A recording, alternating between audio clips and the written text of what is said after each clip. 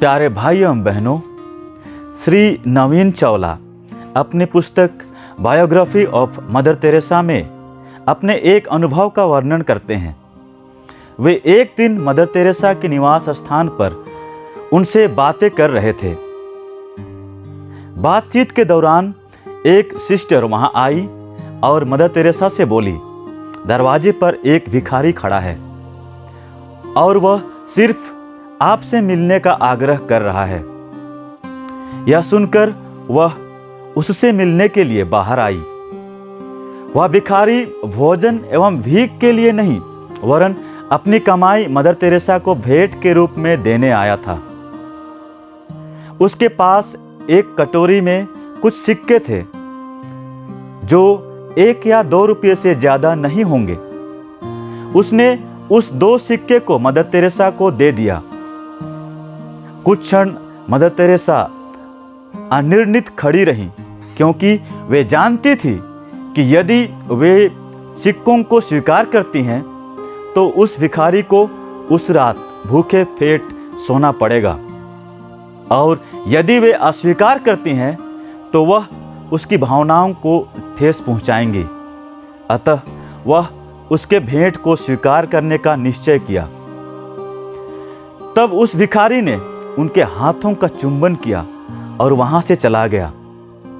जब वह अपने कमरे में वापस आई और नवीन चावला से बोली, उसने मुझे जो कुछ अपने पास था सब कुछ दान में दे दिया। आज रात वह शायद भूखा ही सो जाएगा।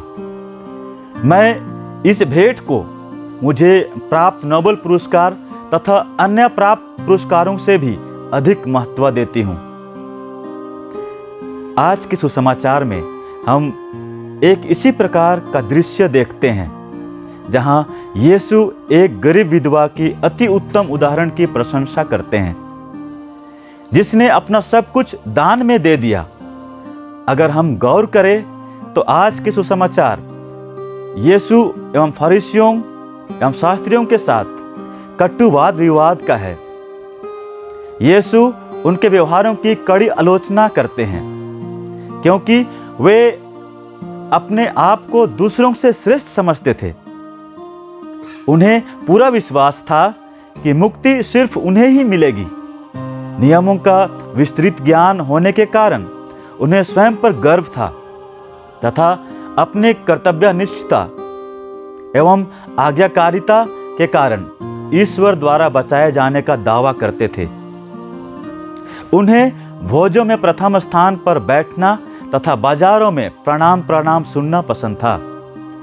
यीशु आज एक तरफ तो शास्त्रियों से सावधान रहने तथा उनकी पखंडता का अनुसरण ना करने की चेतावनी देते हैं, वहीं दूसरी ओर कंगाल विधवा की सच्ची उदारता, विनम्रता एवं दीनता पर प्रकाश डालते हैं।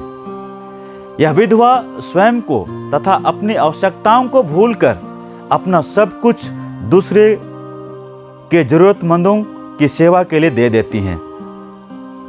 यह त्याग उसने ना तो अपनी प्रसिद्धि हेतु एवं ना ही पड़ोसियों की प्रशंसा की आशा हेतु किया, जबकि शास्त्रियों ने अपने साथी यहूदियों से प्रशंसा एवं आदर पाने के उद्देश्य से किया। आज के सुसमाचार द्वारा यीशु इसी गहरी विषमता को प्रस्तुत करते हैं। इस विषमता के द्वारा यीशु हमें यह शिक्षा देना चाहते हैं कि उनके लिए हमारा चढ़ावा नहीं, बल्कि हमारे चढ़ावे में जो प्यार एवं त्याग की भावना है वही महत्वपूर्ण है। हाँ प्रिय भाइयों एवं बहनों, सुसमाचार से हमें यह ज्ञात होता है कि ईश्वर में हमारी पूर्ण आस्था ही हमारे दूसरों को कुछ देने के लिए योग्य बनाती है। आज के प्रथम पाठ में भी हम निस्वार्थ दान का उदाहरण पाते हैं। इन घटनाओं से यह शिक्षा मिलती है कि हमें जरूरतमंद पड़ोसी के प्रति दानशील बनना चाहिए, न केवल उस समय जब हमारे पास सब कुछ भरपूर मात्रा में उपलब्ध है, परंतु उस वक्त भी जब हमारे पास हमारी जरूरत की चीजें ही उपलब्ध हैं। हमें इन चीजों को भी उनके साथ बांटना है जिनके पास ये भी नहीं है। आज यीशु हमें यह आश्वासन देते हैं कि हमारी यह दयालुता एवं उदारता अवश्य ही पुरस्कृत की जाएगी। यह तथ्य आज के पहले पाठ एवं सुसमाचार द्वारा स्पष्ट हो जाता है, जहां उन दो विधवाओं की उदारता एवं दयालुता पुरस्कृत की गई है। यह पुरस्कार भौतिक रूप में तो नहीं, किंतु शांति, आनंद, संतुष्टि के रूप में अवश्य होगा, जिन्हें हम अपने दैनिक जीवन में महसूस कर सकते हैं। यूखरिस्त में ईश्वर रोटी एवं दाखरस द्वारा हमसे संपर्क साधता है। इनके द्वारा ईश्वर हमें उसके पास जो कुछ भी है सब कुछ हमें दान करता है।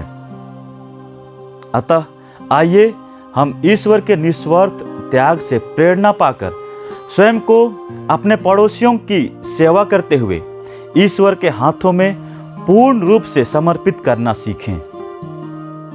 आमीन।